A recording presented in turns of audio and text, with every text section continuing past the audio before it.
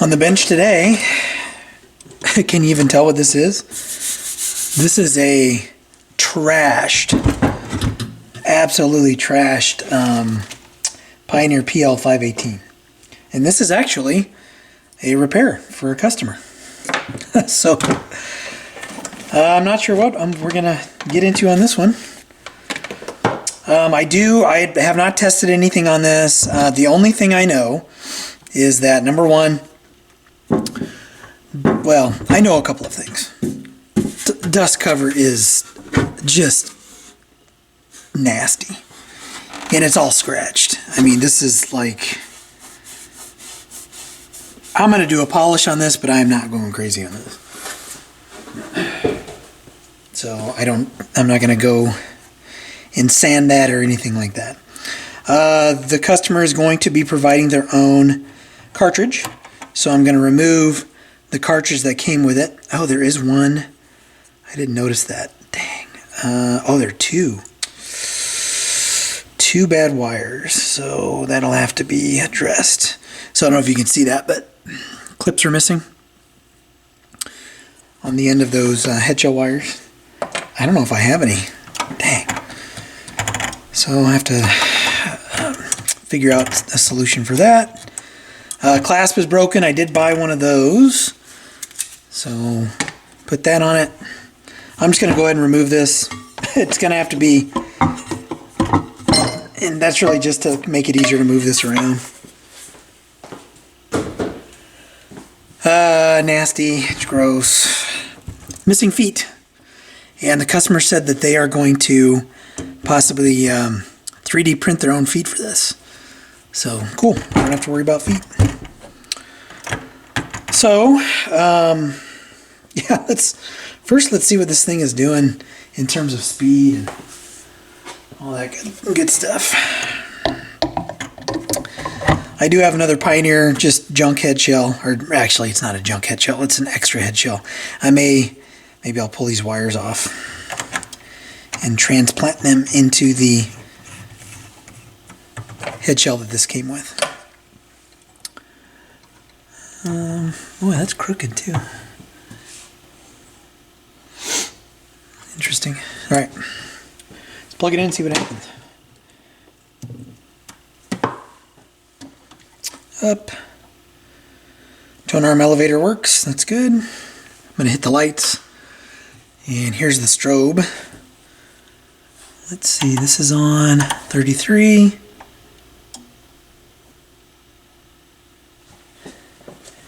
And the speed. Oh yeah, that speed control pod is dirty. Notice how when I just barely touch it, it goes crazy. So, then I figured that the pitch control would have to be clean. Speed control will be cleaned as well. Either one of these having oxidized contacts will make the speed erratic and jump all over, kind of like this is doing.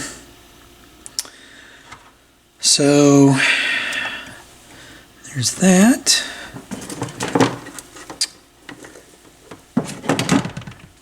I'm going to clip these ties. I'm going to connect it to my stereo here. See with this head shell if we get any sound. Or not this head shell, gosh, not a head shell, a cartridge. I was thinking of head shell wires. Let's see what happens on my junk record if I try to play it.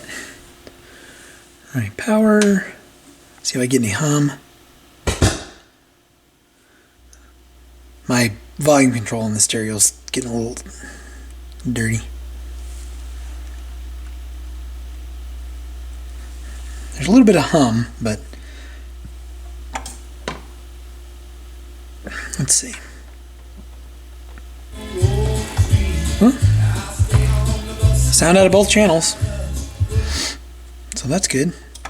There is some hum though, but my setup out here is kind of, I'll be honest, it's kind of questionable. Oh yeah, so, oh, that's weird. I don't know if the ground wire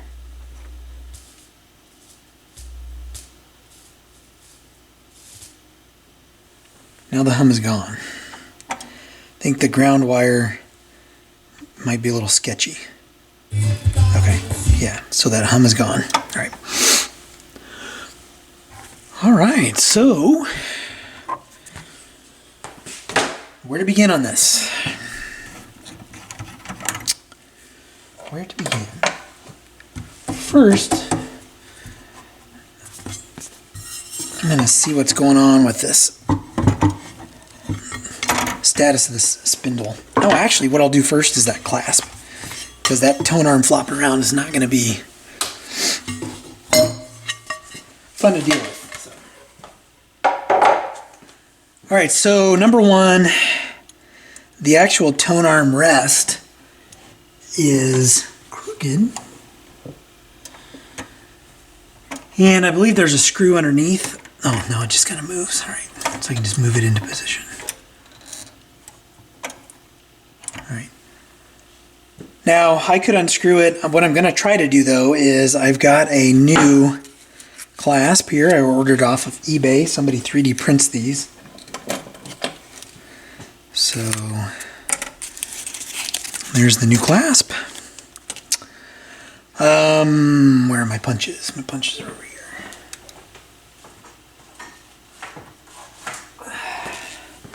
There's a little tiny pin that holds that in position.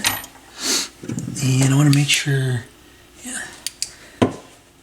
Little pin that holds that in position, and typically you can just kind of push it out.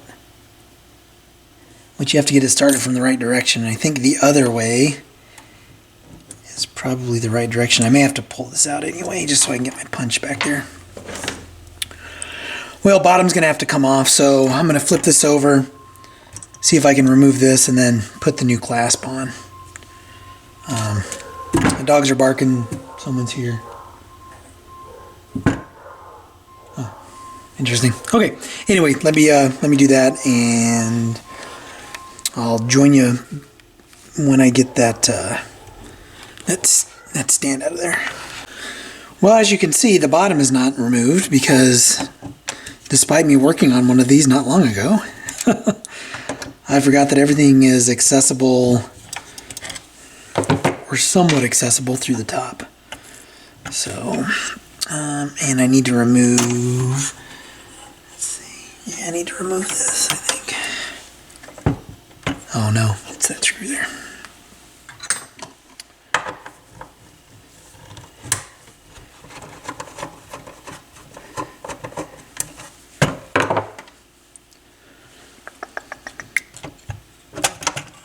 Here we go.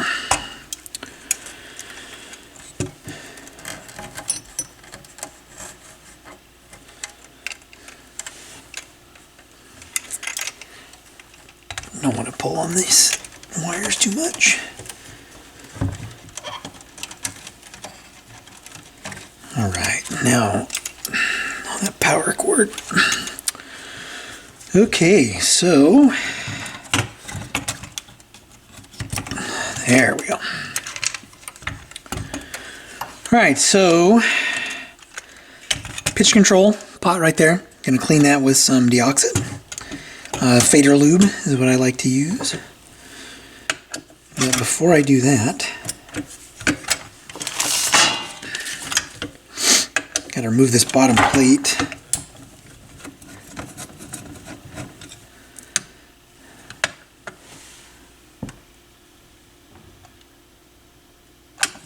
Just looking to see where that attaches. Yeah. I have to remove the bottom plate to get to the tone arm rest. There's a nut that holds it in place there.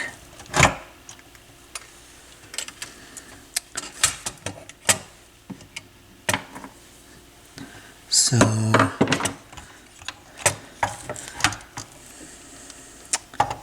that's the nut I'm talking about right there.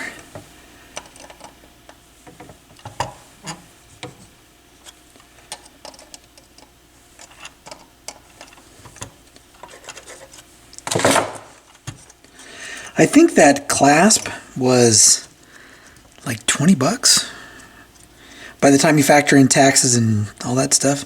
I want to say it was like maybe $16.99 free shipping or something like that.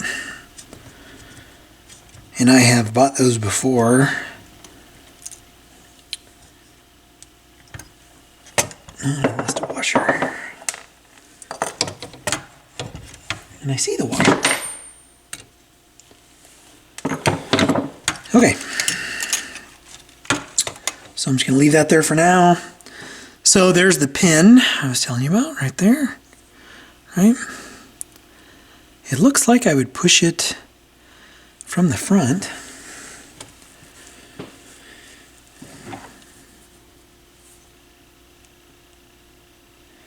So what I'm going to do is figure out the orientation of that pin and push it through so I can put the new clasp on it. I got to be careful and make sure I do it the right way and not dork anything up. So I'm going to do that off camera where I've got a little bit more space and I've got a vise where I can kind of tap that old pin out. So I'll come back after I've done that. All right, so give it a little tap with my punch. Hope to kind of wiggle that out of there like so. There's the pin. Set it to the side. Don't want to lose that, although I could kind of rig that with some wire or something if I had lost it. See how the new clasp fits. So here's the new clasp, old clasp. The old clasp is it's a brownish color. So it's not black like the new one, but what can you do? And now we got to get that lined up and push it through from the back side. I'm doing this off camera. I don't want to do it on top of here because if this drops in there, I don't want to have to try to track that down. But I will, once I get it started, bring it back into the frame.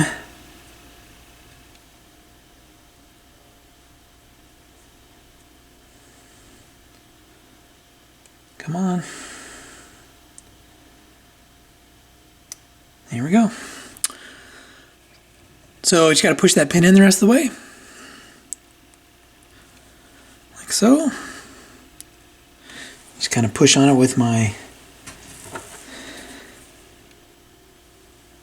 There we go. All right, new clasp installed.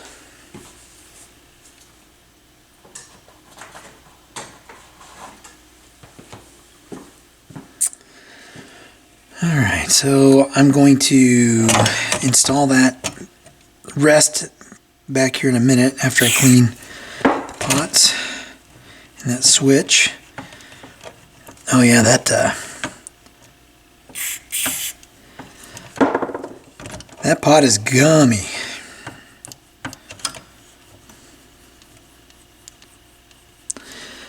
Alright, I think I got that stuff down there pretty good.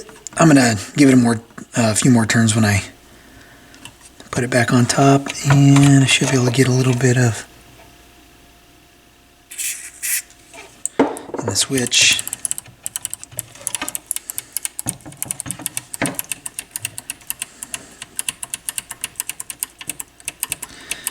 And again, once I get this in position, I'll hit those a couple more times.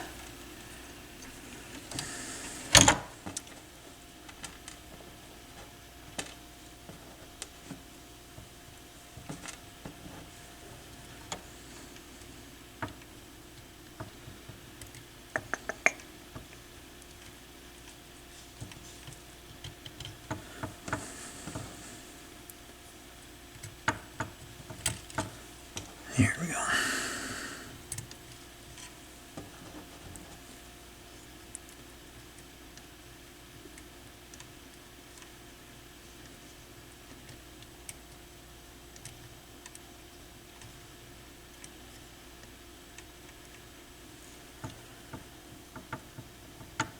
Oh my gosh, putting that nut on there is difficult. All right. Alright, so nuts back on. I'm going to go ahead and put this back together. Oh no, actually I'm going to, let me at least, I want to lube the spindle shaft here.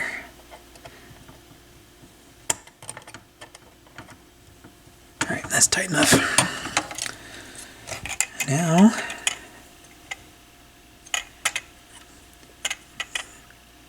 realign that.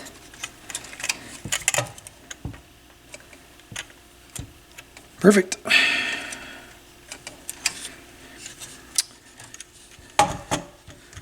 All right, so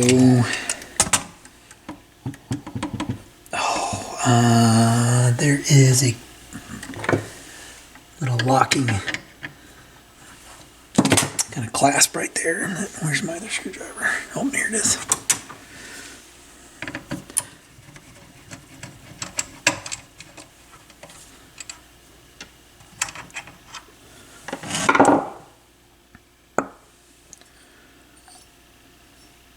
Oh, got oil.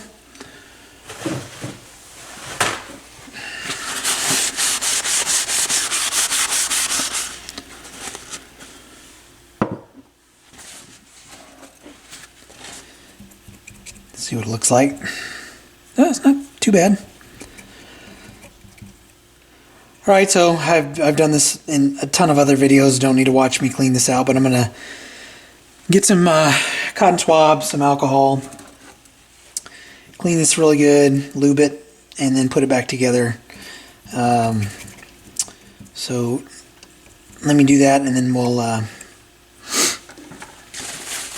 talk about cleaning up the top and verify that the speed is good and all that kind of stuff. Before I put this together, I want to take advantage of it being apart, see if I can get rid of some of this just nasty, I think it's nicotine. It smells like nicotine.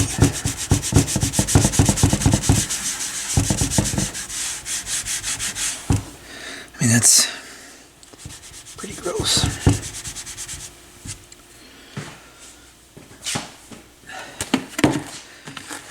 Because I don't want to take this apart again. I want to get all these spots that are kind of underneath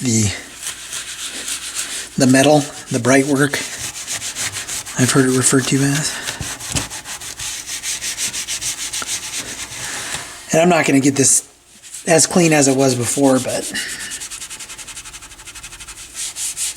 at least get the top layer of this garbage off of here. So anyway, that's what I'm going to be doing.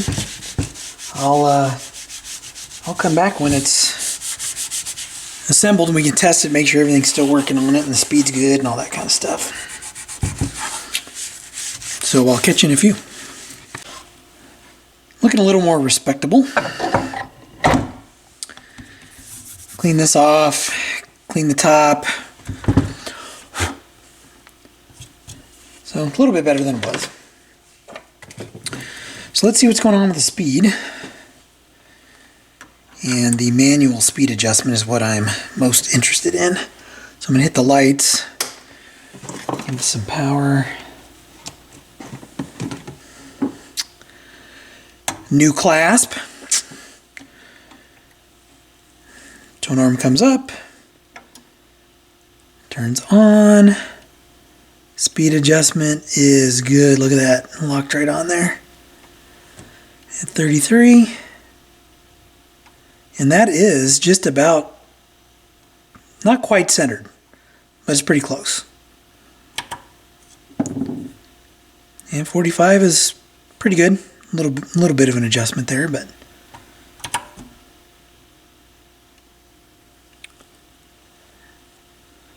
awesome. All right, so let's see if I can find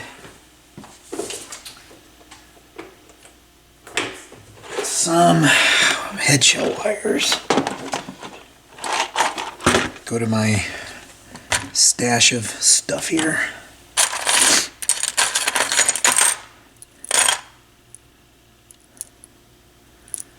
I think those work.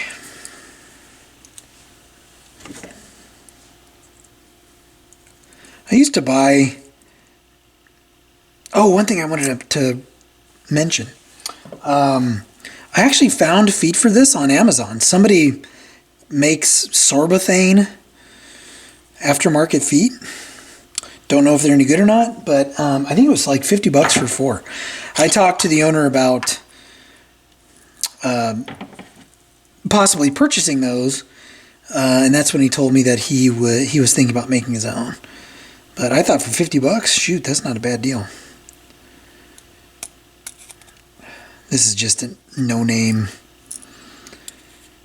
aftermarket head shell, I think. Or it came off of some off-brand, like a...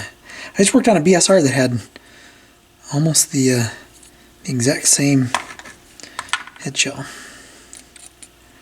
But anyway, I used to buy these head shell wires off of Amazon for like, I think they were like $10, and had several on hand, but gosh, I haven't had to replace any of these for a long time. Put those back in there just in case I need new ends, right? Might need new ends. Put that in there.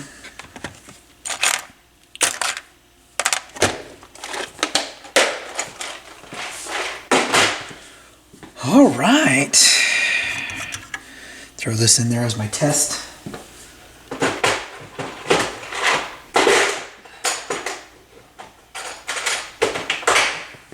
My test head shell and cartridge. Make sure that's off. Disconnect these. So I think on this, the last thing that I need to do is work on the dust cover. So what I'm going to do is, let me see if I can actually clean it off a little bit, because it's gross. So here's the before. And I'm going to tell you that there are no guarantees on this. Again, I'm not planning on sanding this. Just want to see, oh my gosh, look at the grime that came off of it.